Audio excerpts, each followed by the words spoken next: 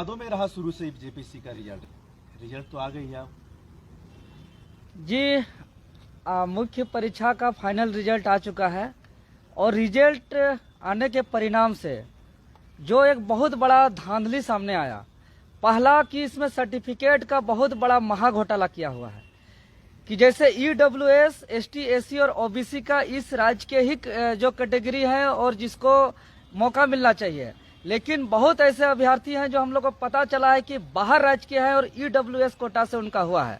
जैसे हम ईडब्ल्यूएस के कोटा का हम उदाहरण स्वरूप लेते हैं जिसका रैंक 183 है, जो कि वो गया का है और उसका ईडब्ल्यूएस कोटा से यहाँ झारखंड से उस कोटा से उसका रिजल्ट हुआ है। इसके अलावा रैंक 1 जो टॉपर है इस जेपीएससी का, वो तेली समाज में आता है, वो BC1 में आता है और उसका साफ तौर से देख सकते हैं कि सावित्री कुमारी टॉपर जो है ये BC2 यहाँ शो कर रहा है। भले अनरिजर्व में रिजल्ट है, टॉपर है, सोचिए कितना बड़ा घोटाला है। टॉपर का ही यहाँ जो है कि सर्टिफिकेट में महा घोटाला दिख रहा है। इस प्रकार से ऐसा कई ऐसा स्टूडेंट है, जैसे मालवा एक आपका हम लोग का रैंक 101 जो मालवा जाति से आता है। मालवा झारखंड का जाति नहीं है, उसके बावजूद भी जो है कि वो यहाँ पे जेपीएससी में BC2 में दिख रहा है, ईडब्ल्यूएस में दिख रहा है, सॉरी। इस तरह से 140 एक कैलाश मिश्रा जी हैं जो एक मिश्रा जो अनरिजर्व कैटेगरी में आता है उसको BC1 में।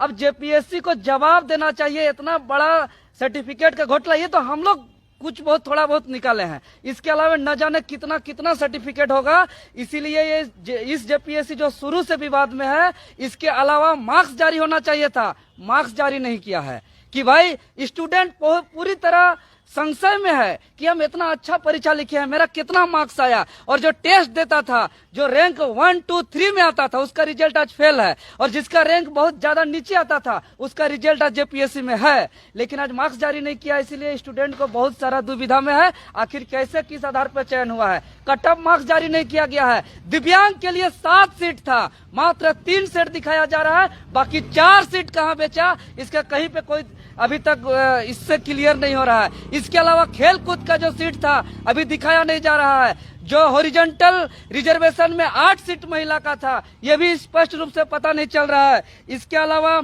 खेल कूद का 2 सीट और दिव्यांग के लिए 7 सीट में मात्र 3 सीट दिख रहा है। ये तमाम सीट अभी कहाँ है, कहाँ बेचा है, ये स्पष्ट इस रिजल्ट में नहीं दिख रहा है। इसीलिए हम कह सकते हैं कि इस रिजल्ट में बहुत सारे घोटाला है, बहुत सारा धांधली है, जो हम लोग एक छात्र होने के नाते बहुत चीज हो सके नहीं समझ पा रहे हैं। लेकिन इस जेपीएससी को सीधे तौर पर, चूंकि अभी तक जितना भी हम लोग आरोप लगाए हैं, भले ये मुख्यमंत्री बोल दे, बार बार झूठ बोलता रहे कि अभी तक मेरा कार्यकाल में कोई आंदोलन नहीं हुआ है, जबकि इसका कार्यकाल में अब तक का झारखंड आंदोलन से बड़ा बड़ा आंदोलन हो रहा है। जबकि इसका कार्यकाल में हम लोग तमाम छात्रों पे FIR हुआ है, लाठीचार्ज हुआ है आंदोलन पे, उसके बावजूद भी इतना बड़ा खुलेआम झूठ बोल रहा है कि मेरा कार्यकाल में आंदोलन ही नहीं हुआ है। और इस आंदोलन के तहत जो है कि हम लोग जितना आरोप हुआ है सब आरोप सच हुआ है, चाहे कोर्ट के माध्यम से हो चाहे कहीं से हो। अब 57 छात्र बाहर हुए हैं, रिवाइज रिजल्ट जारी हुआ है, और आप बता सकते हैं जेपीएससी के बारे में कि रिवाइज रिजल्ट के मात्र 15 दिन के बाद मुख्य परीक्षा लेता है। और परीक्षा जब जारी होता है तो उसका लगभग 4500 छात्र इसमें भाग लेते हैं, और 4500 छात्र, एक छात्र 6 पेपर देता है, मतलब लगभग 2700 पेपर होता है। और 2700 पेपर में एक पेपर में लगभग 36 पेज होता है, मतलब लगभग 9,27,000 पेज इन लोग मात्र 20 दिन में जांच दिया है। और इसमें जांचने में मात्र 119 शिक्षक को लगाया गया था, और अगर 119 शिक्षक का 9,27,000 पेज जांचने पे हम कैलकुलेशन निकालते हैं तो एक दिन में एक शिक्षक लगभग 11 पेपर जांचा है। मतलब तो 8 घंटा जांचा होगा, 24 घंटा का हम निकाल रहे हैं, मतलब 1 मिनट से भी कम समय में एक पेज जांचा गया है, मतलब कि जांचा नहीं गया है। और साथ ही साथ एक बहुत बड़ा पॉइंटेड टू बात कि जैसे हम लोग पेपर 6 का बात करें, साइंस एंड टेक्नोलॉजी का, तो वहां पे फिजिक्स है, केमिस्ट्री है, बायोलॉजी है। अब एक पेज जांचने में 1 मिनट से भी कम लग रहा है या 1 मिनट आसपास लग रहा है, और वहाँ एक शिक्षक कैसे सब सब्जेक्ट का कॉपी जांच कर लिया, सबसे बड़ा बात।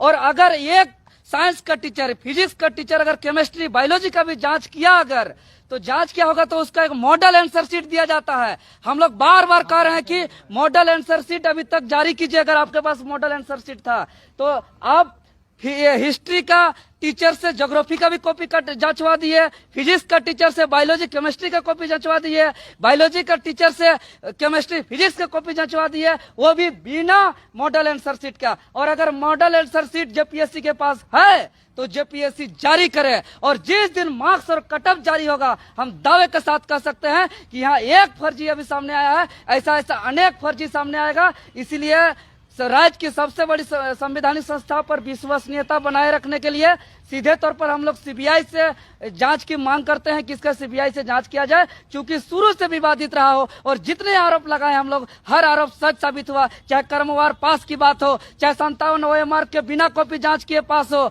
चाहे OMR अभी तक अपलोड नहीं हुआ जबकि सार्वजनिक तौर पर अपलोड करना था, ऐसे ऐसे तमाम गड़बड़ियां। इसलिए सीबीआई से जांच किया जाए। ठीक है।